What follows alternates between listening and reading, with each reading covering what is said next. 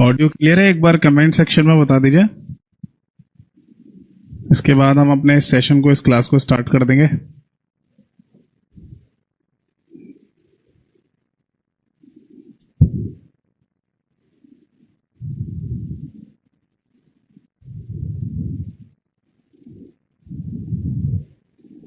एक बार जल्दी से कमेंट सेक्शन में बता दीजिए ऑडियो क्लियर है। इसके बाद हम अपने सेशन को, इस क्लास को स्टार्ट कर देंगे भाई। ठीक है जी, ऑडियो एकदम क्लियर है, परफेक्ट है। और शुरू करते हैं अपने सेशन को और अपने इस क्लास को। ठीक है, तो लास्ट क्लास में ना, जैसे कि मैं आप सभी लोगों को कंप्यूटर आर्किटेक्चर यानी कि कंप्यूटर की संरचना के बारे में पढ़ा रहा था, तो उसी टॉपिक को है ना आगे कंटिन्यू कर लेते हैं और उसमें जो भी आगे का पार्ट है वो डिस्कस कर लेते हैं। ठीक है, तो चलिए शुरू करते हैं अपने इस सेशन को और अपने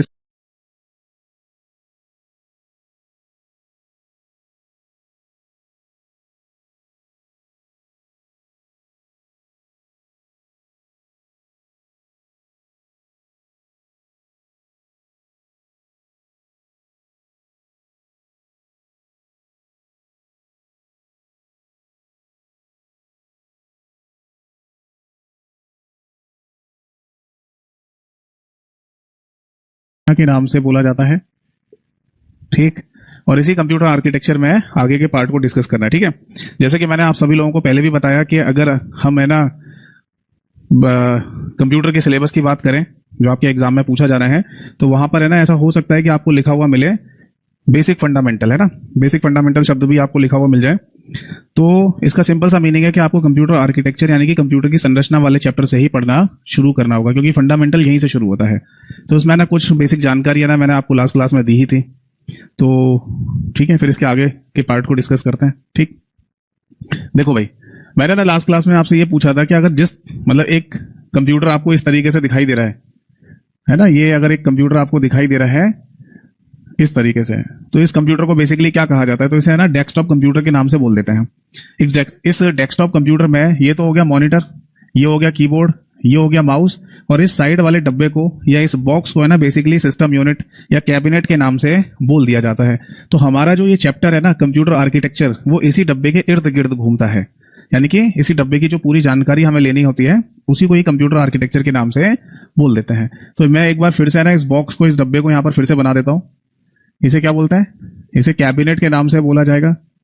और इस डब्बे के अंदर यानी इस कैबिनेट के अंदर जितनी भी चीजें लगी हुई हैं उनसे संबंधित भी लास्ट टाइम जब आपके पेपर हुए हैं, प्रीवियस ईयर पेपर के क्वेश्चंस अगर आप देखेंगे तो उसमें भी क्वेश्चन कई सारे इस वाले पार्ट से हमें देखने को मिले थे। मैं बीच बीच में बताता जाऊंगा आपको कि आपके किस एग्जाम, मतलब आपके एग्जाम में कौन कौन से क्वेश्चन पूछे गए हैं। ठीक है, तो बेसिकली है ना हम इसको कैबिनेट या फिर सिस्टम यूनिट के नाम से बोल देते हैं।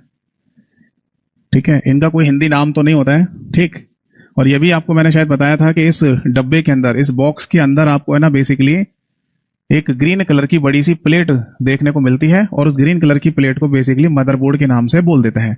अगर आप मदरबोर्ड नहीं कहना चाहते तो उसको पीसीबी यानी कि प्रिंटेड सर्किट बोर्ड के नाम से भी बोल सकते हैं। प्रिंटेड सर्किट बोर्ड, क्लियर है जी? इसी मदरबोर्ड के ऊपर ही है ना आपको बहुत सारे हार्डवेयर कंपोनेंट्स देखने को मिलेंगे, जिसमें से 3 नाम मुख्य होते हैं।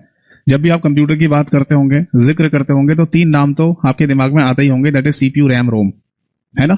सीपीयू, रैम, रोम। कंप्यूटर में सीपीयू कौन सा है, रैम कितनी है, रोम कौन सी लगी हुई है, तो ये सारे नाम है ना हमारे दिमाग में सबसे पहले आते हैं कंप्यूटर के केस में। ठीक है, तो ये सारी चीजें यानी सीपीयू, रैम, रोम सब कंप्यूटर के मदरबोर्ड पे ही लगी होती हैं। मैं अभी थोड़ी देर में दिखाऊंगा भी कि मदरबोर्ड कैसा होता है, कैसा दिखाई देता है। ठीक है जी, इसके बाद है ना यहाँ आपको यानी इसी बॉक्स या डब्बे के अंदर आपको एक और डिवाइस देखने को मिलेगी जिसका नाम है हार्ड डिस्क। हार्ड डिस्क को हिंदी में भी हार्ड डिस्क ही कहा जाता है, और इसका इस्तेमाल करते हैं डाटा को परमानेंट स्टोर करने के लिए। यानी जब हम कहते हैं ना, जब हम बोलते हैं कि हमने अपने कंप्यूटर में ना कोई मूवी, गाने, कोई फोटोग्राफ, कोई पीडीएफ फाइल यानी किसी भी प्रकार का कोई डेटा अगर हमने अपने कंप्यूटर के अंदर स्टोर कर दिया है, डाल दिया है, तो वो इसी हार्ड डिस्क नाम की डिवाइस के अंदर स्टोर होता है। ठीक है, और एक डिवाइस के बारे में शायद मैंने आपको और बताया होगा, दैट इज एसएमपीएस, और इस एसएमपीएस को बोलते हैं switched mode power supply. Switched mode power supply के नाम से। ठीक है जी, तो फाइनली है ना ये जो एसएमपीएस है ये एसी को यानी कि ऑल्टरनेटिंग करंट को डायरेक्ट करंट में चेंज करने का काम करता है। और हमारा आपको पता होना चाहिए कि हमारा जो कंप्यूटर है वो डीसी यानी कि डायरेक्ट करंट पे ही चलता है, या जितने भी इलेक्ट्रॉनिक डिवाइस होती हैं वो सारी की सारी डीसी पे ही काम करती हैं, यानी कि डायरेक्ट करंट पर। हमारे घर में जो बिजली पावर सप्लाई होती है वो एसी कहलाती है, यानी ऑल्टरनेटिंग करंट के नाम से। ठीक है बेटा, तो फाइनली है ना कैबिनेट या सिस्टम यूनिट के अंदर हमें तीन मेन चीज देखने को मिलेंगी, एक तो मदरबोर्ड, दूसरा हार्ड डिस्क और तीसरा एसएमपीएस। तो यहां तक की कहानी सभी को क्लियर है। अब आगे देखो, हम सबसे पहले ना इस मदरबोर्ड या पीसीबी को डिस्कस करेंगे, यानी प्रिंटेड सर्किट बोर्ड को। ठीक, और इससे रिलेटेड जितने भी पॉइंट्स हो सकते हैं उन सभी को डिस्कस करने के बाद फिर से मैं दोबारा आपको हार्ड डिस्क के बारे में जानकारी दूंगा और एसएमपीएस के बारे में भी दोबारा जानकारी दूंगा ही दूंगा। देखो एक है ना छोटा सा क्वेश्चन बनाते हैं यहाँ पर, है ना, एक छोटा सा क्वेश्चन बना लेते हैं, रीजनिंग टाइप का क्वेश्चन बनाते हैं। जैसे अगर आपसे कभी ये कहा जाए या पूछा जाए कि ऑल मदरबोर्ड, बात यह ना कि आप देखो जितने भी एग्जाम होते हैं ना उसमें कंप्यूटर के भी क्वेश्चन लॉजिकल टाइप के पूछे जा रहे हैं, कॉन्सेप्चुअल टाइप के क्वेश्चन पूछे जा रहे हैं, स्टेटमेंट कंक्लूजन वाले क्वेश्चन पूछे जा रहे हैं कंप्यूटर में भी। तो कई बार ऐसे क्वेश्चन भी हमें देखने को मिलते हैं कि 2 या 3 स्टेटमेंट पढ़िए और बताइए कि इनमें से कितने स्टेटमेंट सही हैं या कितने स्टेटमेंट गलत हैं। तो इसी तरीके का एक क्वेश्चन बना के चलते हैं कि ऑल मदरबोर्ड, यानी कि जितने भी मदरबोर्ड होते हैं, क्या उनको पीसीबी यानी कि प्रिंटेड सर्किट बोर्ड कहा जा सकता है? या फिर एक क्वेश्चन ऐसा भी बनाया जा सकता है, ऑल पीसीबी, यानी कि सारे के सारे जितने भी पीसीबी प्रिंटेड सर्किट बोर्ड होते हैं, क्या उन सभी को मदरबोर्ड कहा जा सकता है? तो इन दोनों में से कौन से स्टेटमेंट सही है? दोनों ही सही है या दोनों में से कोई एक सही है? अब देखो, अब आप बोलेंगे सर ये मदरबोर्ड और पीसीबी में डिफरेंस क्या होता है, ये तो थोड़ा बहुत समझा दो, उसी की बात तो बता पाएंगे। चलिए जी, मैं आपको एक प्रैक्टिकल ही दिखाता हूं करके। देखो मेरे हाथ में ना 2 चीजें हैं, एक तो ये मेरा मोबाइल फोन है, ठीक, और एक है ना ये टीवी का रिमोट कंट्रोल। अगर आप इन दोनों को ओपन करके देखेंगे ना तो आपको अंदर ग्रीन कलर की प्लेट मिलेगी, एक इसमें भी ग्रीन कलर की प्लेट है और इस स्मार्टफोन के अंदर भी ग्रीन कलर की प्लेट है। ठीक है, स्मार्टफोन है ना एक माइक्रो कंप्यूटर का उदाहरण होता है, ये बात तो मैंने आपको लास्ट क्लास में भी समझाई थी, है ना। तो ये ध्यान रखना कि स्मार्टफोन एक कंप्यूटर का ही उदाहरण है। तो इन दोनों के अंदर जो ग्रीन कलर की प्लेट मिलती है, क्या दोनों को ही मदरबोर्ड कहा जा सकता है? क्या दोनों को ही पीसीबी कहा जा सकता है? तो देखो सिंपल सी बात है कि इस यानी कि टीवी के रिमोट कंट्रोल में जो ग्रीन कलर की हरे रंग की प्लेट है उसे केवल और केवल पीसीबी कहते हैं, प्रिंटेड सर्किट बोर्ड। और यहां जो पीसीबी लगी हुई है प्रिंटेड सर्किट बोर्ड, उसे मदरबोर्ड के नाम से भी बोला जाता है। ये बात सिंपल सी याद रखिएगा कि हमारे पास अगर कोई स्मार्टफोन है, कोई लैपटॉप है, कोई कंप्यूटर है, कोई डेस्कटॉप कंप्यूटर है, कोई नोटबुक है, कोई टैबलेट है, इस तरीके, या इवन स्मार्ट टीवी भी है, इन सभी के अंदर लगी हुई ग्रीन कलर की प्लेट को सबसे पहले तो आप पीसीबी कहिए, यानी कि प्रिंटेड सर्किट बोर्ड, और उसके बाद इन्हें मदरबोर्ड के नाम से भी बोल सकते हैं। ऐसा क्यों? क्योंकि किसी मदरबोर्ड होने की कंडीशन ही यही होती है कि उस पर सीपीयू, रैम, रोम तीनों लगे हुए होने चाहिए। सीपीयू भी होना चाहिए, रैम भी होनी चाहिए और रोम भी होना चाहिए। सेंट्रल प्रोसेसिंग यूनिट यानी कंप्यूटर का दिमाग, कंप्यूटर की मुख्य मेमोरी यानी कि रैम, रैंडम एक्सेस मेमोरी, और एक रीड ओनली मेमोरी। अगर ये तीनों लगे हुए हैं तो इसे आप मदरबोर्ड बोलेंगे। इसके साथ साथ आप इसे पीसीबी कह सकते हैं। बट अगर केवल आप पीसीबी कह रहे हैं यानी कि प्रिंटेड सर्किट बोर्ड, तो इसके ऊपर केवल रोम लगा होता है, यानी रीड ओनली मेमोरी। यानी कहने का मतलब यह है कि ये भी पीसीबी है और ये भी प्रिंटेड सर्किट बोर्ड है, पर दोनों में मदरबोर्ड केवल इसी को कहेंगे, इसको मदरबोर्ड नहीं कह सकते। तो इसका सिंपल सा मतलब हो गया कि जितने भी मदरबोर्ड हैं, यानी ऑल मदरबोर्ड को पीसीबी कह सकते हैं। तो आंसर यस कह दो, जितने भी मदरबोर्ड होते हैं उनको आप प्रिंटेड सर्किट बोर्ड के नाम से भी बोल सकते हैं। बट जितने भी पीसीबी होते हैं प्रिंटेड सर्किट बोर्ड, आप उनको मदरबोर्ड नहीं कह सकते। समझ में आ गई बात? यानी अभी मैंने आपको जो टीवी का रिमोट कंट्रोल दिखाया, उस टीवी के रिमोट कंट्रोल में अंदर लगी हुई पीसीबी ही कहलाती है, क्योंकि उस पर ज्यादा से ज्यादा कोई एक आईसी चिप लगी होगी और वो आईसी चिप होती है रीड ओनली मेमोरी के नाम से। ठीक है, ये बात ध्यान रखिएगा कि चाहे तो आप सीपीयू की बात करें, यानी कि सेंट्रल प्रोसेसिंग यूनिट की, जो हमारे कंप्यूटर के मदरबोर्ड पर इस तरीके से लगा हुआ होता है, एक छोटी सी डिवाइस, इतनी बड़ी है ना। और चाहे तो आप बात करें रैम की, यानी कि रैंडम एक्सेस मेमोरी की, वो आपको एक प्लेट जैसी दिखाई देगी जिस पर कई सारी आईसी चिप लगी रहती हैं। और फिर चाहे तो आप बात करें रीड ओनली मेमोरी की, जो खुद एक सिंगल आईसी चिप के रूप में होगी इस तरीके से। ये सारे के सारे है ना आईसी चिप ही होते हैं, जिनको इंटीग्रेटेड सर्किट चिप के नाम से बोला जाता है। इसका फुल फॉर्म होता है इंटीग्रेटेड सर्किट चिप। इंटीग्रेटेड को हिंदी में कहा जाता है समायोजन परिपथ चिप। समायोजन परिपथ चिप के नाम से इसको बोल देते हैं। आपने ये बात तो सुनी भी होगी और देखी भी होगी कि जितने भी इलेक्ट्रॉनिक आइटम होते हैं आज की डेट में, उन सभी के अंदर है ना ब्लैक कलर की, काले रंग की है ना आईसी चिप लगी हुई आपको मिल जाएगी। और उसी आईसी चिप के थ्रू उस डिवाइस को हम इंस्ट्रक्शंस यानी कि अनुदेश देते हैं कि उसे कब क्या काम करना है। ठीक है ना। तो हमारे कंप्यूटर के अंदर हाई पावर की, यानी कि हाई कैपेसिटी की, हाई क्षमता की अलग अलग आईसी चिप लगी होती हैं, जिसमें सीपीयू भी एक आईसी चिप है, रैम भी एक आईसी चिप का कॉन्सेप्ट है, क्योंकि ये पूरी एक प्लेट पर काले रंग की कई सारी आईसी चिप लगी होती है रैम के केस में। और रोम यानी रीड ओनली मेमोरी खुद एक आईसी चिप है। ये बात समझ में आ गई या नहीं? क्लियर है सभी को? समझ में आ गई सभी को? ठीक है, तो हमारा जो है ना ये जो चैप्टर है कंप्यूटर आर्किटेक्चर यानी कि कंप्यूटर की संरचना, इसमें है ना सबसे पहले मदरबोर्ड के ऊपर जितने भी हार्डवेयर कंपोनेंट्स होते हैं, जितनी भी चीजें लगी होती हैं, उन सभी के बारे में जानकारी लेंगे, क्योंकि पेपर में उन सभी के बारे में पूछा जा रहा है। ठीक, तो फिलहाल इसे नोट कर लीजिए अगर आपका नोट करने का मन है तो। बाकी मैंने आपको पहले भी बोला है, अगर आपका नोट करने का बिल्कुल मन नहीं है तो केवल ध्यान से सुनते रहिए, केवल ध्यान से सुनते रहिए कि मैं क्या बोल रहा हूं, क्या समझा रहा हूं आपको। ये सारी चीजें आपको एज इट इज लिखी हुई मिल जाएंगी, बिल्कुल ऐसे ही लिखी हुई मिल जाएंगी एक पीडीएफ फाइल में, जिसका नाम है कंप्यूटर का आर्किटेक्चर यानी कि कंप्यूटर की संरचना। और वो आपको मेरे टेलीग्राम चैनल पर मिल जाएगी। टेलीग्राम चैनल का नाम कंप्यूटर बाय यतेंद्र सर है, मैंने आपको इंट्रोडक्शन क्लास में भी बताया था। और अगर इंट्रोडक्शन क्लास में आपने अगर नहीं देखी है तो जरूर देख लेना आप। और कंप्यूटर बाय यतेंद्र सर के नाम से है ना आपको टेलीग्राम चैनल ना मिले तो आप मुझे है ना व्हाट्सएप पर या टेलीग्राम किसी पर भी अपने बैच का नाम लिखकर मैसेज कर देना, मेरे ऑफिशियल लिंक आपके पास आ जाएंगे। टेलीग्राम और व्हाट्सएप दोनों मेरे एक ही नंबर से चलते हैं, 8448832987। चलो भैया अब आगे देखते हैं। तो फाइनली है ना हम मदरबोर्ड को पीसीबी कह सकते हैं, बट सारे के सारे पीसीबी यानी कि प्रिंटेड सर्किट बोर्ड मदरबोर्ड नहीं होते हैं, ये बात हमें दिमाग में रखनी है। तो इस मदरबोर्ड के ऊपर है ना ढेर सारे हार्डवेयर कंपोनेंट्स लगे होते हैं, उन ढेर सारे हार्डवेयर कंपोनेंट के बारे में अभी जानकारी लेंगे। ठीक है भाई, ठीक है। इसको हिंदी में हार्डवेयर घटक के नाम से बोल सकते हैं। कौन कौन से हार्डवेयर घटक है ना यहाँ पर लगे होते हैं उनकी चर्चा करते हैं। देखो भाई, तो अब मैं ना आपको स्क्रीन पर कंप्यूटर के मदरबोर्ड की फोटो दिखाने जा रहा हूं और उस फोटो में जितने भी हार्डवेयर घटक होते हैं उन सभी के नाम आपको दिखाता हूं। एक बार देख लीजिए, फिर एक एक करके सभी को डिस्कस करेंगे। देखो आपको है ना एक फोटो दिखाई दे रही है, इस फोटो को ध्यान से देखिए, गौर से देखिए इस फोटो को, और जितने भी नाम लिखे हुए हैं ना यहाँ पर इन सभी के बारे में एक बार नाम पढ़ लो, फिर मैं है ना आगे आपको एक एक करके समझाऊंगा। ठीक है, आप चिंता मत कीजिए, जो बच्चे लिख रहे हैं ना कि रैम रोम सर समझा दो एक बार फिर से, आपको है ना क्लियरली समझ में आ जाएगा। आप धीरे धीरे आगे बढ़िए। अभी फिलहाल जैसे जैसे मैं समझाता जा रहा हूँ, बताता जा रहा हूँ, आपको उसे ध्यान में रखिए। देखो इस डायग्राम में सबसे ऊपर की तरफ आपको नॉर्थ ब्रिज लिखा हुआ दिखाई दे रहा है, आईडीई कनेक्टर लिखा हुआ दिखाई दे रहा है, D RAM memory slot, 20 pin ATX power connector, CPU fan, CPU socket connector for integrated peripheral, CMOS backup battery, PCI slot, और फिर एजीपी और साउथ ब्रिज के नाम से दिखाई दे रहा है लिखा हुआ। ठीक है ना, तो ये है हमारे कंप्यूटर का मदरबोर्ड। जब आप किसी कंप्यूटर को खोल के देखेंगे ना तो आपको इसी तरीके की एक प्लेट दिखाई देगी। जनरली ये होती है हरे रंग की, बट आपको ब्लू यानी नीले रंग की और ब्लैक यानी काले रंग की भी मिल सकती है। ठीक है, तो ज्यादातर केस में ये ग्रीन यानी हरे रंग की ही देखने को मिलेगी। ठीक है भाई, तो एक बार इस डायग्राम को ढंग से देख लीजिए और एक एक करके सभी चीजों के बारे में बताता हूं आपको।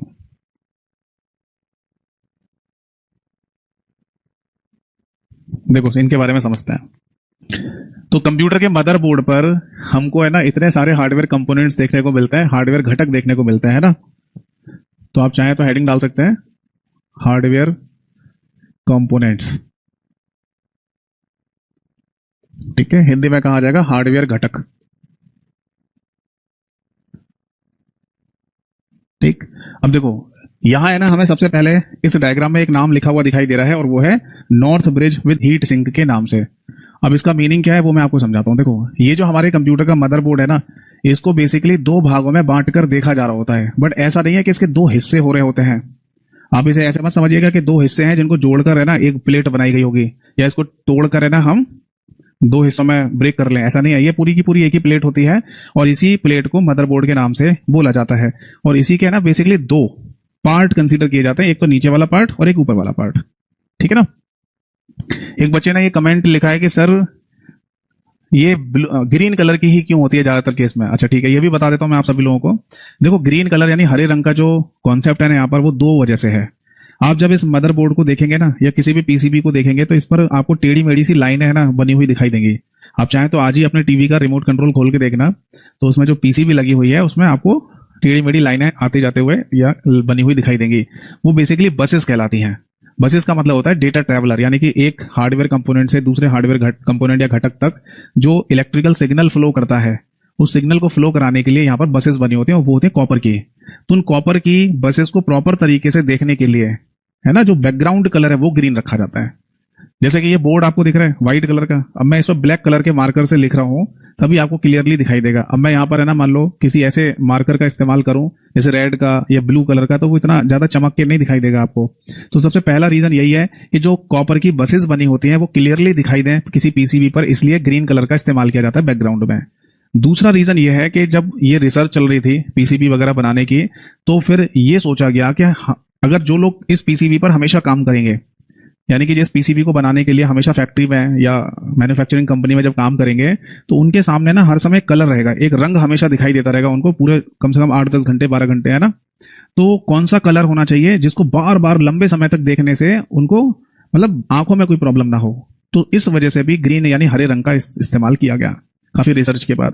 तो बेसिकली 2 रीजन हमें देखने को मिलते हैं किसी भी पीसीबी या मदरबोर्ड के हरे रंग के होने के। पहला रीजन तो यह है कि कॉपर की जो बसेस बनी हुई हैं, जिनको डेटा ट्रैवलर भी कहा जाता है मदरबोर्ड के ऊपर, वो प्रॉपर तरीके से दिखाई दें, और दूसरा जो लोग इन पीसीबी पर काम करते हैं उनकी आंखों पर कोई प्रभाव ना पड़े। तो बेसिकली है ना, देखो ये मदरबोर्ड आपको 2 हिस्सों में दिखाई दे रहा है, एक नीचे वाला पार्ट और एक ऊपर वाला पार्ट, ठीक है। तो नीचे वाले पार्ट को है ना नॉर्थ ब्रिज के नाम से बोला जाता है, और नॉर्थ ब्रिज का सिंपल सा मतलब है सीपीयू की साइड वाला भाग, सीपीयू की साइड वाला भाग, यानी कि जिस तरफ सीपीयू यानी कि सेंट्रल प्रोसेसिंग यूनिट लगी हुई है उसी भाग को है ना हम नॉर्थ ब्रिज के नाम से बोल देते हैं। ठीक है जी, बताओ बात समझ में आ गई या नहीं। तो अगर मैं आपको बता दूं कि सीपीयू यानी कि सेंट्रल प्रोसेसिंग यूनिट की अगर हम बात करें, तो सेंट्रल प्रोसेसिंग यूनिट नीचे वाले पार्ट में लगी होती है, जो आपको डायग्राम में छोटा सा ग्रीन व्हाइट कलर का एरिया दिखाई दे रहा होगा, उसी के बीचों बीच में ना सीपीयू यानी कि सेंट्रल प्रोसेसिंग यूनिट को लगाया जाता है। अब दूसरा क्वेश्चन है ना यहाँ पर ये पूछा जा सकता है कि नॉर्थ ब्रिज को और किस नाम से बोला जाता है, तो इसको होस्ट ब्रिज के नाम से भी बोल देते हैं। ठीक, अब इसका मीनिंग क्या है, देखो होस्ट ब्रिज का मतलब ये होता है, जैसे अगर किसी भी हम पार्टी की अगर बात करें या किसी है ना मीटिंग की बात करें, तो उसमें भी ये शब्द इस्तेमाल में लाया जाता है होस्ट कौन है, यानी इसका पूरा ऑर्गेनाइजर कौन है, कौन इसे है ना मीटिंग को या किसी पार्टी को ऑर्गेनाइज करने वाला है प्रॉपर तरीके से, तो उसे होस्ट कह देते हैं। ठीक है ना। तो इसी तरीके से हमारे पूरे कंप्यूटर का होस्ट कौन है, तो आंसर है कंप्यूटर का दिमाग, जिसे सीपीयू कहा जाता है, सेंट्रल प्रोसेसिंग यूनिट। तो वो जिस साइड में लगा हुआ है इसी वजह से उसे होस्ट ब्रिज के नाम से बोल दिया जाता है। ठीक, अब आगे है ना आप देख रहे होंगे नॉर्थ ब्रिज के आगे ब्रैकेट में एक शब्द और लिखा हुआ है हीट सिंक। ये क्या चीज है भाई, हीट सिंक टेक्नोलॉजी लिखा हुआ है ना, या हीट सिंक शब्द लिखा हुआ है, इसका कोई हिंदी नाम नहीं होता। तो हीट सिंक का बस बेसिकली मतलब ये है, या आप चाहें तो टेक्नोलॉजी ऐसे लिख लो, यानी हीट सिंक नाम की जो तकनीक है उसके बारे में ना हमें बेसिकली पता होना चाहिए ये क्या होती है। देखो हीट सिंक बेसिकली वो टेक्नोलॉजी या तकनीक है जिसकी वजह से हम पूरे कंप्यूटर के मदरबोर्ड पर हीट को एक ही जगह पर केंद्रित नहीं होने देते, एक ही जगह पर केंद्रित नहीं होने देते। इसका क्या मीनिंग है भाई, आपको याद है बचपन में एक प्रैक्टिकल आपने करके देखा होगा, किसी पेपर या कागज को है ना आप थोड़ी कड़क धूप में चाहे तो रोड पर चाहे छत पर आप डाल दीजिए, और आप नोटिस करते होंगे कि वो पूरे दिन कड़कती धूप पड़ रही हो, बहुत गर्मी हो, तब भी उस कागज में आग नहीं लगती है, वो जैसा है वैसे ही पड़ा रहता है, चाहे सड़क पर और चाहे वो छत पर। बट अगर आप एक लेंस लेके आए, ठीक है, मैग्नीफाइंग लेंस टाइप का जो होता है, उसे अगर आप लेके आए और सूर्य की जो गर्मी है, रोशनी है, उसको केंद्रित करते हुए कागज के एक पर्टिकुलर पॉइंट पर डालना शुरू कर दीजिए आप, तो आपने नोटिस किया होगा कि वहां कागज बहुत ज्यादा गर्म होना शुरू हो जाएगा और अचानक से उसमें आग लगना शुरू हो जाती है। इसका क्या मीनिंग निकला, इसका मीनिंग ये निकला कि अगर ऊष्मा को एक ही जगह पर केंद्रित रहने दिया जाए तो वहां पर वो ज्यादा नुकसान पहुंचाएगी एज कंपेयर टू वो इक्वली डिस्ट्रीब्यूट होती रहे, यानी कागज के ऊपर वही हीट पूरे कागज पर एक जैसी पड़ती रहे तो उस कागज को कोई नुकसान नहीं है, वो झेल रहा है उसको। बट अगर गर्मी को या उस हीट को एक ही जगह पर सेंट्रलाइज कर दिया जाए तो नुकसान पहुंचा देगा, है नहीं। तो उसी तरीके से कंप्यूटर इंजीनियर्स ने दिमाग लगाया कि काम करते हैं, हम कोई ऐसी टेक्नोलॉजी डेवलप करते हैं जिससे कंप्यूटर के मदरबोर्ड पर ना हीट जो प्रोड्यूस होगी उसको फैला दिया जाएगा, एक ही जगह पर जनरेट नहीं होने देंगे। तो इसी टेक्नोलॉजी को बेसिकली हीट सिंक टेक्नोलॉजी के नाम से बोला जाता है। पहले तो है ना जितने भी कंप्यूटर्स हुआ करते थे आपको याद होगा कि है ना बिना एसी के, यानी जहां पर ठंडक नहीं है वहां तो चला ही नहीं सकते थे, खराब हो जाते थे, उनके आईसी चिप खराब हो जाते थे, उनके हार्डवेयर कंपोनेंट्स खराब हो जाते थे। पर आज की डेट में आपने ये बात नहीं सुनी होगी कि जहां पर कंप्यूटर आप चला रहे हैं वहां पर एसी होना जरूरी है, नहीं सुनी ना। इसका रीजन यही है कि वहां पर हीट सिंक टेक्नोलॉजी का इस्तेमाल किया जा रहा है। इसी टेक्नोलॉजी को और ज्यादा है ना हाई लेवल पे लेके जा रहे हैं स्मार्टफोन के केस में, क्योंकि स्मार्टफोन है ना आपके हर समय पॉकेट में रखा रहता है, चाहे आप जीन्स की पॉकेट में डालें चाहे शर्ट की पॉकेट में डालें, तो हमारा बॉडी टेम्परेचर है ना वो भी स्मार्टफोन झेल रहा है। दूसरा हमारा आसपास का जो वातावरण है वो भी गर्म है। तो इस वजह से जो स्मार्टफोन्स है ना तो उनके अंदर हीट सिंक टेक्नोलॉजी को और एक हाई लेवल पे लेके गए हैं, जिसकी वजह से आज फोन गर्म नहीं होते हैं। कुछ सालों पहले तक ये सुनने को आ रहा था कि फोन है ना अगर आप पॉकेट में भी रखेंगे तो भी गर्म हो जाता था, या ज्यादा देर तक यूज कर रहे हैं तो गर्म हो जाता था, बट आजकल ये चीज हम देखने को या सुनने को नहीं मिलती है। उसका रीजन यही है कि हम हीट सिंक टेक्नोलॉजी को और ज्यादा इंप्रूव कर पा रहे हैं। तो सिंपल सा हमें एक बात पता चल गई कि हमारे कंप्यूटर के मदरबोर्ड को एक तो नॉर्थ ब्रिज और दूसरा नाम होता है साउथ ब्रिज, जो भी आगे बताऊंगा, दो हिस्सों में देखा जा रहा होता है। जिसमें नॉर्थ ब्रिज सीपीयू की साइड वाले भाग को कहते हैं, इसको होस्ट ब्रिज के नाम से भी बोला जाता है, और इसमें हीट सिंक टेक्नोलॉजी का इस्तेमाल किया जा रहा है। बताइए बात समझ में आ गई या नहीं? ठीक है, अब आगे देखिए। देखिए, मैं आप सभी लोगों से एक रिक्वेस्ट करना चाहूंगा कि आप सभी लोग है ना कमेंट्स पे ही ज्यादा ध्यान देते हैं, जैसा कि मैं देख पा रहा हूं। क्योंकि अगर आप कमेंट्स ही करते रहेंगे ना तो आपको ये चीजें समझ में नहीं आएंगी, और ये कंप्यूटर एक ऐसा सब्जेक्ट है जो शायद आपने पहले कभी ना पढ़ा हो, तो आपको फिर दिक्कत होगी। तो आपको 10 में जब भी पेपर होगा 10 में से 10 नंबर लेके आने हैं, तो आप थोड़ा सा सिंसियर होके है ना सुना कीजिए, है ना। कमेंट्स तो बाद में भी डिस्कस कर लेंगे, ठीक है। क्योंकि देखो, अगर मैं क्लास में कमेंट्स डिस्कस करता रहूंगा ना तो फिर ये डाउट क्लास हो जाएगी ना, तो ये अच्छी बात नहीं है। अब देखिए, कंप्यूटर के मदरबोर्ड पर है ना आपको एक और नाम लिखा हुआ दिखाई देगा, और वो है साउथ ब्रिज के नाम से, ठीक है। हिंदी में भी इसको साउथ ब्रिज कहेंगे।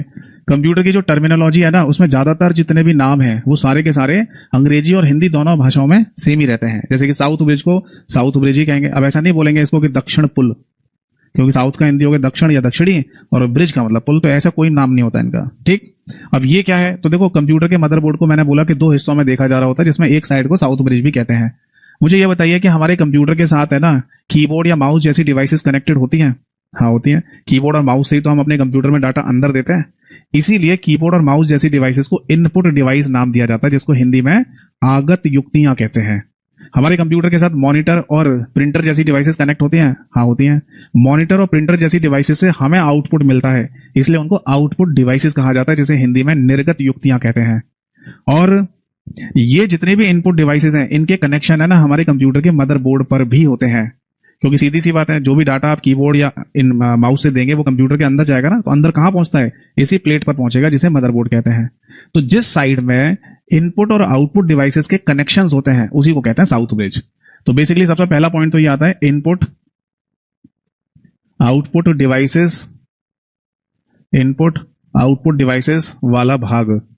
यानी अगर पेपर में हमारे ये क्वेश्चन पूछ लिया जाए कि बताइए कि साउथ ब्रिज बेसिकली क्या होता है मदरबोर्ड के केस में, मदरबोर्ड के केस में साउथ ब्रिज किसे कहा जाता है, तो इसका सही आंसर होगा जहां पर इनपुट आउटपुट डिवाइसेस कनेक्ट होंगी उस साइड को साउथ ब्रिज के नाम से बोला जाएगा।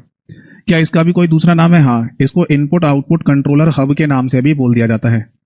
इनपुट आउटपुट कंट्रोलर हब, ये भी बोल देता है, ठीक है। तो बस यही दो पॉइंट याद रखने हैं आपको कि इनपुट आउटपुट डिवाइसेस जैसे कि कीबोर्ड, माउस, मॉनिटर, प्रिंटर जिस तरफ हमारे कंप्यूटर के मदरबोर्ड पर जुड़े हुए हैं उसी को साउथ ब्रिज के नाम से बोल देते हैं, ठीक है। अब देखो, एक तीसरा नाम और लिखा हुआ है मदरबोर्ड के डायग्राम पर, IDE कनेक्टर। तो इसे मैं समझाने के लिए इस डायग्राम को यहां से थोड़ी देर के लिए हटा देता हूं, फिर आपको क्लियरली समझाता हूं इसके बारे में। आप आराम से ना सुनते जाना ध्यान से, क्या समझा रहा हूं क्या बता रहा हूं। 90% चीजें तो आपको क्लास में ही याद हो जाएंगी, ठीक है। देखो भाई, एक डायग्राम है ना, आपको मैं समझा रहा हूं। ये डायग्राम हमें बहुत आगे तक यूज करना है, और अगर ये कहा जाए कि कंप्यूटर में चल क्या रहा है, बेसिकली वो इसी डायग्राम से समझ में आ जाता है। यहां पर एचडी का मतलब होता है that is hard disk.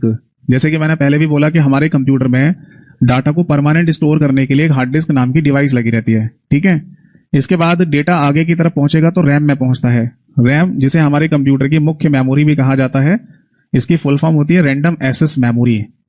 Random access memory, ये हमारे कंप्यूटर की मुख्य मेमोरी कहलाती है। बट क्यों ये मुख्य मेमोरी इसलिए कहलाती है? क्योंकि ये हमारे कंप्यूटर का जो दिमाग है, यानी कि सीपीयू, इसी को डाटा प्रोवाइड करती है। अगर कभी पेपर में ये क्वेश्चन भी पूछ लिया जाए कि सीपीयू डायरेक्टली डेटा कहां से उठाता है या सीपीयू को डायरेक्टली डेटा कहां से मिलता है, तो आंसर होगा रैम, यानी कि रैंडम एक्सेस मेमोरी, ठीक है जी। अब देखो, एक बच्चे हैं, कौन है, अंकिता सिंह, वो क्या पूछ रही है, सर हब क्या होता है? अरे मेरे चाचा नेहरू, मतलब क्लास चल रही है कंप्यूटर आर्किटेक्चर की, कंप्यूटर की संरचना की बेसिक फंडामेंटल आपको पता नहीं है, और हब पर पहुंच गए सीधे। हब इंटरनेट नेटवर्किंग वाले चैप्टर में आता है। हब इंटरनेट नेटवर्किंग वाले चैप्टर में आता है। बस कुछ भी कहीं से भी नाम सुन लो और क्लास में पेल दो। पेलने का मतलब होता है कि आप क्लास में बोल दो, कमेंट सेक्शन में लिख दो। अब टीचर बताए तो अच्छी बात है एक बार में, नहीं तो कॉपी पेस्ट करते रहेंगे एक ही कमेंट को। देखो बेटा, एक बात ध्यान रखो कि जिनको कंप्यूटर का सी भी नहीं आता ना, वो मेरे हिसाब से चलें। जैसे मैं एक एक पॉइंट समझा रहा हूं, जैसे जैसे बोल रहा हूं, और वो अपने कमेंट बाजी पर थोड़ा सा कंट्रोल करें। वरना फिर आपको कुछ भी समझ नहीं आएगा, क्योंकि ये सब्जेक्ट शायद बचपन से आपने पढ़ा नहीं होगा, तो इसमें आसानी से दिमाग में चीजें बैठती नहीं है। आप है ना मेरे यूट्यूब चैनल पे जाना, मैं अपनी तारीफ नहीं कर रहा, ऐसे ही बता रहा हूँ आप सभी लोगों के लिए। मेरे यूट्यूब चैनल पे जाना, कंप्यूटर भाई यतेंद्र सर के नाम से ही है, वहां पर वंशिका जी का एक इंटरव्यू है, गगन प्रताप सर ने लिया था उनका इंटरव्यू। उनकी है ना मुश्किल से 5 मिनट की वो वीडियो है, उसको सुनना, वो क्या कह रही है। वो उन्होंने कंप्यूटर पहले कभी नहीं पढ़ा था, उनका एसएससी सीजीएल का एग्जाम क्लियर हुआ और उनको है ना आई थिंक सेंट्रल सेक्रेटेरिएट में एएसओ की जॉब मिली है उनको, सचिवालय में। तो उनको सुनना कि क्या बोल रही है वो 5 मिनट में कंप्यूटर सब्जेक्ट के बारे में। तो है ना बिल्कुल आप लोग है ना ये मत सोचो कि है ना हम कमेंटबाजी करते रहेंगे और उसी से सारी डाउट क्लियर होंगे, ऐसा नहीं होगा। इसमें समझ में नहीं आता है, ये आसानी से पल्ले नहीं पड़ता। ज्यादातर लोगों के 10 में से 2-3 4 क्वेश्चन ही ठीक हो पाते हैं, बाकी तो समझ में नहीं आता क्या पूछ रहा है वो पेपर में। तो 10 में से 10 नंबर अगर लाना है तो थोड़ा सा है ना आप सभी लोगों से रिक्वेस्ट है कि थोड़े कमेंट कम करा करो। और ध्यान से सुनिए क्या बता रहा हूं। देखो मैंने आपको बोला कि हमारे कंप्यूटर में सारा डेटा कंप्यूटर की हार्ड डिस्क नाम की डिवाइस में स्टोर रहता है। जब हम कहते हैं ना कि हमने अपने कंप्यूटर में ये फाइल डाल दी है, वो फाइल डाल दी है, वो सब यहाँ होती है। इसके बाद डाटा आगे की तरफ जाएगा तो रैम में, यानी रैंडम एक्सेस मेमोरी, जिसे कंप्यूटर की मुख्य मेमोरी कहते हैं। अब क्यों? क्योंकि यही डाटा भेजती है सीपीयू को, सेंट्रल प्रोसेसिंग यूनिट को, कंप्यूटर के दिमाग को। या उसी तरीके से समझ लो जैसे हमारे घर में डैडी होते हैं, हमारे पिताजी, उनको तो आप मान लो सीपीयू, और हमारी जो माता जी हैं वो है रैम, यानी कि रैंडम एक्सेस मेमोरी। अब सपोज दैट कि हम है ना अपने पिताजी से, मान लो हम अपने पिताजी से बहुत हेजिटेट होते हैं, हम बात नहीं कर पाते उनसे, अपनी कोई बात बता नहीं पाते, यानी कि हमारा कोई डायरेक्ट कम्युनिकेशन लिंक नहीं है पिताजी के साथ, मान लो डरते हैं, तो हम किसको बोल सकते हैं? हम हर बात माता जी के थ्रू ही बोलेंगे। तो बस आप ऐसे समझ लीजिए कि सीपीयू के साथ डायरेक्ट कनेक्शन केवल रैम का होता है, और कोई भी मेमोरी किसी भी तरीके के हार्डवेयर से हम सीपीयू को डायरेक्टली डाटा नहीं दे सकते। तो सीपीयू जिससे डायरेक्टली डेटा उठा रहा है उसको मुख्य शब्द बोला जाएगा या नहीं? जैसे हमारे परिवार में माता जी को पिताजी के बाद मुख्य व्यक्ति घोषित किया जाता है या मुख्य व्यक्ति कहा जाता है, तो उसी तरीके से समझ लो कि हमारे घर में जैसे पिताजी हैं वैसे सीपीयू कंप्यूटर में, और जैसे माता जी हैं वैसे रैम होती है। इसलिए हमारी कंप्यूटर की रैम को मुख्य मेमोरी के नाम से बोलते हैं। अब सीपीयू के पास जो डाटा पहुंचता है वो इनपुट कहलाता है। आई का मतलब है बेटा यहाँ पर इनपुट, क्योंकि डाटा अंदर जा रहा है तो इसे इनपुट या आगत कह देते हैं। फिर सीपीयू के द्वारा है ना प्रोसेसिंग होती है, सीपीयू के द्वारा प्रोसेसिंग की जाती है। प्रोसेसिंग करने का मतलब होता है यहां पर प्रसंस्करण क्रिया, प्रसंस्करण क्रिया, ठीक है।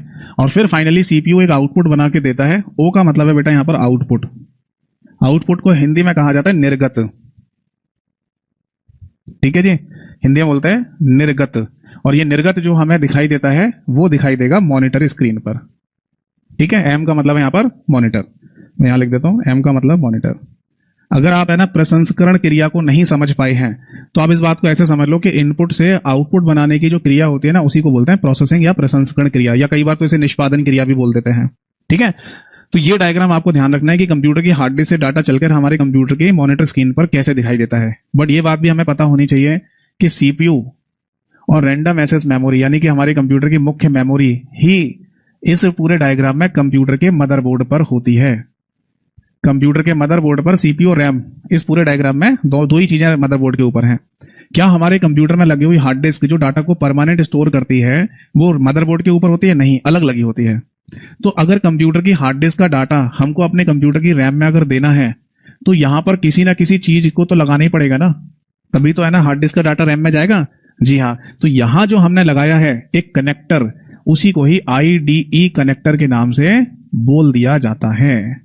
क्या बोल देते हैं बेटा? आईडीई कनेक्टर, ठीक है जी। तो अगली जो हमारी हेडिंग होगी इसका नाम है आईडीई कनेक्टर। ऐसा हो सकता है कि आपसे ना पेपर में पूछ लिया जाए कि बताओ आईडीई की फुल फॉर्म क्या होती है, या आईडीई कनेक्टर कंप्यूटर में क्या काम करता है, और इसके आगे भी मल्टीप्लाई बाय 2 लिखा हुआ था डायग्राम में। तो सबसे पहले तो है ना ये ध्यान रखना कि आईडीई की फुल फॉर्म होती है integrated drive electronics, integrated drive electronics इसे कहा जाता है, इसकी फुल फॉर्म है। बाकी डायग्राम को देखकर आपको ये पता चल गया होगा कि आईडीई कनेक्टर बेसिकली कंप्यूटर की हार्ड डिस्क का डाटा रैम में पहुंचाने वाला एक कनेक्टर होता है। इस बात को है ना आप ऐसे समझो, जैसे मेरे पास है ना मोबाइल फोन का चार्जर है, तो ये जो मेरे मोबाइल फोन में चार्जर है, इस चार्जर में इस वाले पार्ट को तो कहते हैं अडेप्टर या चार्जर, और ये कहलाता है यूएसबी केबल, यानी कि यूनिवर्सल सीरियल बस केबल के नाम से इसे बोलते हैं।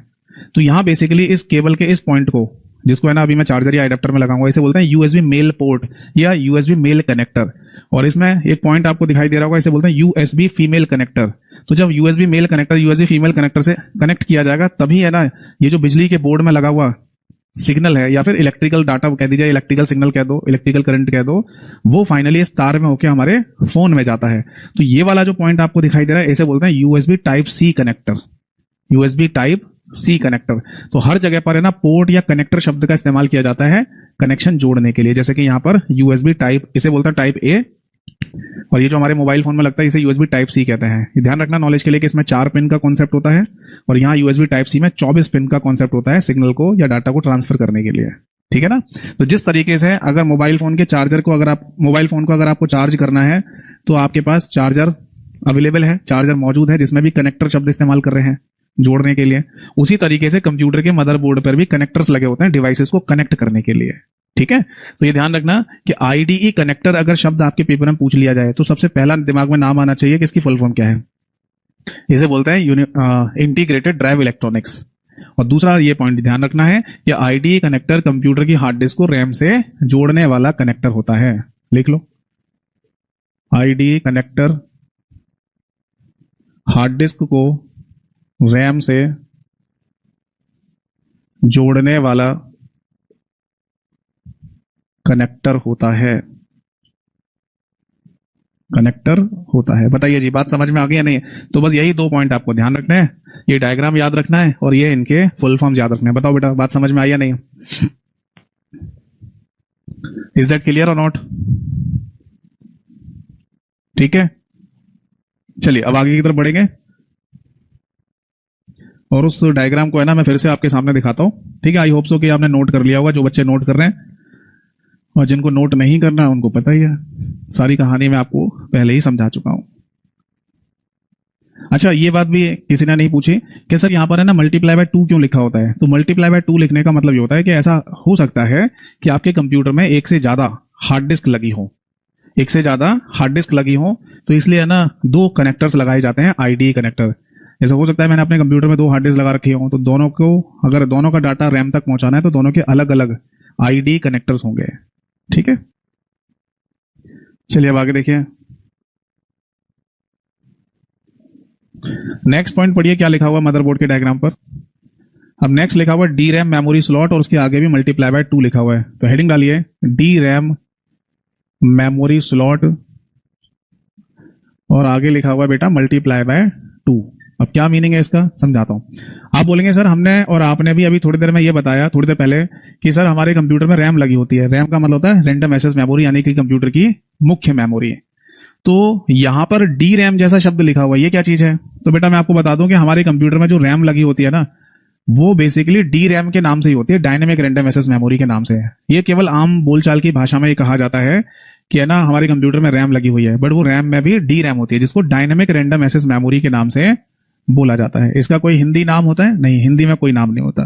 ठीक है, तो अब थोड़ा सा है ना मैं इस रैम के बारे में भी आपको समझा दूं ताकि इसका पूरा कॉन्सेप्ट है ना आपको क्लियर समझ में आ जाए और इससे संबंधित कोई भी क्वेश्चन अगर आपके पेपर में आए तो आप जरूर आंसर दें।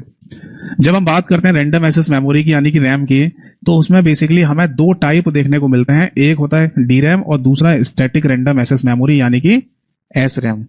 अब क्वेश्चन ये आता है कि हमारे कंप्यूटर में जो हम नॉर्मली मार्केट से खरीद के लेके आ जाते हैं उसमें इनमें से कौन सी है ना रैम देखने को मिलती है? तो आंसर है D RAM, dynamic random access memory. तो चाहे तो आप इसमें 2 स्टार बना लो, चाहे तो आप इसमें लिख लीजिए कि जो नॉर्मल कंप्यूटर्स मार्केट में मौजूद हैं, यानी कि जो सामान्य कंप्यूटर्स होते हैं, उन सभी के अंदर आपको डायनेमिक रैंडम एक्सेस मेमोरी ही लगाकर दी जाती है। तो ये स्टैटिक रैंडम एक्सेस मेमोरी कहां होती है? तो इसे लगाया जाता है स्पेशलाइज्ड कंप्यूटर सिस्टम में, स्पेशलाइज्ड कंप्यूटर सिस्टम। ठीक है, हिंदी में ऐसे कहा जाता है विशेष कंप्यूटर प्रणाली, विशेष कंप्यूटर प्रणाली। ठीक है जी, अब क्या मीनिंग है और ये कौन से है ना कंप्यूटर्स में हमें देखने को मिलती है, तो मैं समझाता हूं। देखो एक्चुअली है ना जब हम नॉर्मल कंप्यूटर की बात करते हैं, जैसे मेरा मन किया कंप्यूटर खरीदने का, तो मैं मार्केट जाकर कोई भी कंप्यूटर खरीद के लेके आ जाऊंगा, तो उस कंप्यूटर में डायनेमिक रैंडम एक्सेस मेमोरी ही लगी मिलेगी।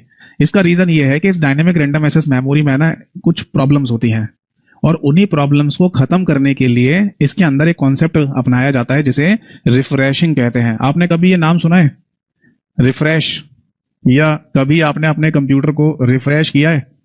किया ही होगा कभी ना कभी, जब आप कंप्यूटर चलाते हैं तो रिफ्रेश करते रहते हैं, या रिफ्रेशिंग शब्द आपने सुना होगा। तो अगर पहली बात तो ये पूछी जाए कि कंप्यूटर में रिफ्रेशिंग नाम का जो शब्द है वो किससे संबंधित होता है, तो ये ध्यान रखना कि वो रैम से संबंधित होता है। जब भी आप अपने कंप्यूटर में रिफ्रेश करते हैं ना, बार बार माउस से राइट क्लिक किया रिफ्रेश कर लिया, माउस से राइट क्लिक किया रिफ्रेश कर लिया, तो जो आप बार बार रिफ्रेश करते हो ना, उस रिफ्रेश को है ना, आप ये ध्यान रखना कि रैम यानी कि रैंडम एक्सेस मेमोरी से वो संबंधित होता है, रैम से। ठीक। और रैम में भी कौन सी मेमोरी से ध्यान रखना है, डायनेमिक रैंडम एक्सेस मेमोरी यानी कि डी रैम से संबंधित। तो क्या स्टैटिक रैंडम एक्सेस मेमोरी यानी कि एस रैम में कोई भी रिफ्रेशिंग का कॉन्सेप्ट नहीं होता, तो आंसर है नहीं। तो इसलिए हम इसको नॉन रिफ्रेशिंग मेमोरी के नाम से बोलते हैं, यानी कि एक ऐसी मेमोरी जिसमें किसी भी प्रकार की कोई भी रिफ्रेशिंग नहीं करनी पड़ती, और इसी वजह से ये रैम हो जाती है विशेष, और विशेष होने की वजह से ना विशेष कंप्यूटर में ही इस्तेमाल में लाई जाती हैं। अब आप बोलेंगे सर ये कौन से विशेष कंप्यूटर प्रणाली होती है जिसमें स्टैटिक रैंडम एक्सेस मेमोरी लगी हुई होती है, तो देखो मैं आपको बता दूं। अगर आप किसी भी एटीसी की बात करें, एटीसी का फुल फॉर्म होता है एयर ट्रैफिक कंट्रोलर सिस्टम, यानी कि किसी भी एयरपोर्ट पर अगर आप चले जाओ तो वहां पर आपको एटीसी देखने और सुनने को मिलेगा, और उसी एयर ट्रैफिक कंट्रोलर सिस्टम से ही पूरे एयरपोर्ट का पूरा डेटा मेंटेन किया जा रहा होता है। कौन सा वाला, यानी कि कौन सी फ्लाइट है ना टेक ऑफ करेगी, कौन सी फ्लाइट लैंड करके जमीन पे आएगी, या फिर कौन सी फ्लाइट है ना उस फ्लाइट एरिया जोन के ऊपर से होकर निकल रही होती है, ये सारा का सारा डेटा है ना कंप्यूटर से मैनेज किया जा रहा होता है। यानी कि जो एटीसी कंट्रोलर रूम में बैठे हुए व्यक्ति होते हैं वो कंप्यूटर पे देख के ना सारा सारा डाटा देख लेते हैं कि कौन सी फ्लाइट उड़ रही है, आ रही है, जा रही है, सारा डेटा कंप्यूटर से देख रहे होते हैं। बट सपोज दैट कि अगर मान लो वहां कंप्यूटर सही से रिस्पॉन्ड ना करे, बीच बीच में कुछ हैंग हो रहे हैं, या मान लो आप कोई माउस से क्लिक करके कोई टास्क परफॉर्म कर रहे हैं और उस समय वो खुल ना रहा हो, बंद ना हो रहा हो, इस तरीके की अगर प्रॉब्लम आपको उन कंप्यूटर्स में देखने को मिलेंगी, तो वहां पर बहुत बड़ी जन हानि हो सकती है, और माल की तो हानि हो ही जाएगी, यानी कि पैसों की बर्बादी होगी, कोई भी नुकसान हो गया, और इंसान की जान भी जा सकती है। तो ऐसी जगह पर रिस्क नहीं ले सकते, तो वहां पर विशेष कंप्यूटर सेटअप किए जाते हैं जिनमें एक विशेष रैम लगाई जाती है, जिसे स्टैटिक रैंडम एक्सेस मेमोरी के नाम से बोला जाता है। ठीक है। अब ये एक विशेष रूप से एक विशेष कॉन्सेप्ट से बनाई गई है, इसलिए इसकी कॉस्ट हो जाती है महंगी।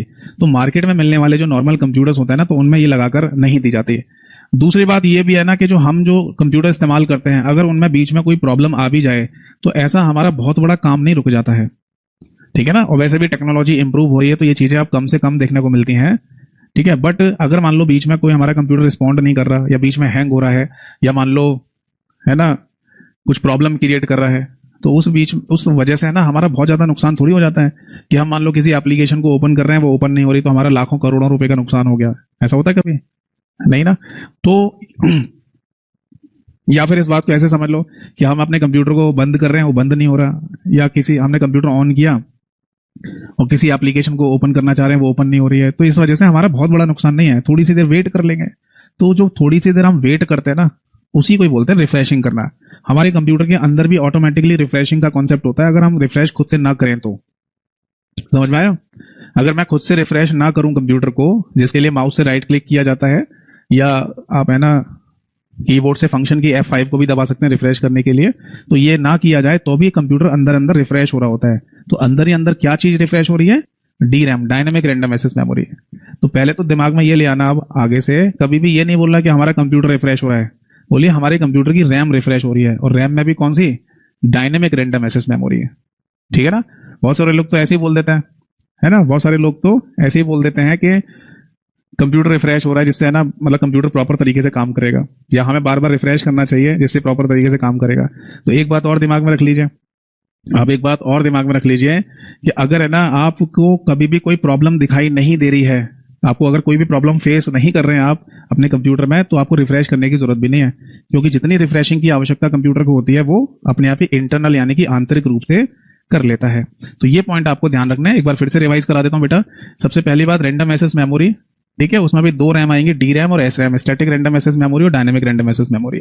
डायनेमिक वाली नॉर्मल साधारण कंप्यूटर में लगी होती है, और स्टैटिक रैंडम एक्सेस मेमोरी विशेष कंप्यूटर प्रणाली में लगाई जाती है। और ये दो पॉइंट और याद रखने कि कंप्यूटर में रिफ्रेशिंग शब्द अगर पूछा जाए तो वो डायनेमिक रैम से संबंधित है, और स्टैटिक रैंडम एक्सेस मेमोरी में किसी भी प्रकार की कोई भी रिफ्रेशिंग नहीं करनी पड़ती है।